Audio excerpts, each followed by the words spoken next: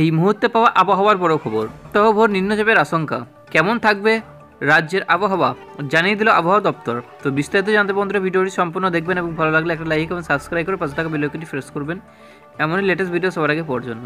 পূর্বাভাস অনুযায়ী বঙ্গোপসাগরের উপর তৈরি হওয়া নিম্নচাপ শক্তি বৃদ্ধি করে সেটি উত্তর অন্ধ্র দক্ষিণ উড়িষ্যা অতিক্রম করবে শুক্রবার।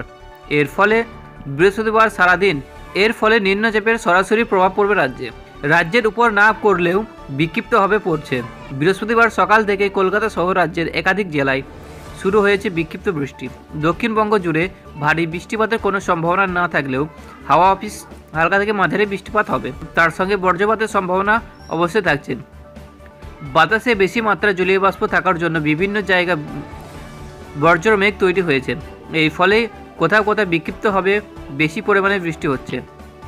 দক্ষিণবঙ্গের বৃষ্টিপাত বিক্ষিপ্তভাবে চললেও বাজারে রয়েছে অস্বস্তিকর গরম, তার জেরে নাজেহাল হচ্ছে সাধারণ মানুষ। শুক্রবার স্বাধীনতা দিবসের দিন দক্ষিণবঙ্গের আবহাওয়া একই ধরনের থাকবে বলে জানিয়েছে আবহাওয়া দপ্তর। তবে উত্তরবঙ্গের হিমাচল প্রদেশ সংলগ্ন এলাকাগুলিতে ভারী বৃষ্টির সম্ভাবনার কথা জানিয়েছে আলিপুর আবহাওয়া দপ্তর। দক্ষিণবঙ্গের প্রবল বর্ষার সম্ভাবনা এই মুহূর্তে না থাকলেও উত্তরবঙ্গে রেকর্ড করা বৃষ্টি হচ্ছে। উত্তরবঙ্গে শুক্র ও শনিবার বৃষ্টির পরিমাণ কিছুটা কমবে। রবি ও সোমবার ভারী থেকে অতি ভারী বিক্ষিপ্ত হবে। দার্জিলিং সহ উপরে 5টি জেলায় ভারী বৃষ্টির সম্ভাবনা রয়েছে। পাশাপাশি দক্ষিণবঙ্গের নদিয়া মুর্শিদাবাদ বিক্ষিপ্ত বৃষ্টির সতর্কতা রয়েছে। কলকাতা সহ বাকি জেলাগুলিতে বজ্রবিদ্যুৎ সহ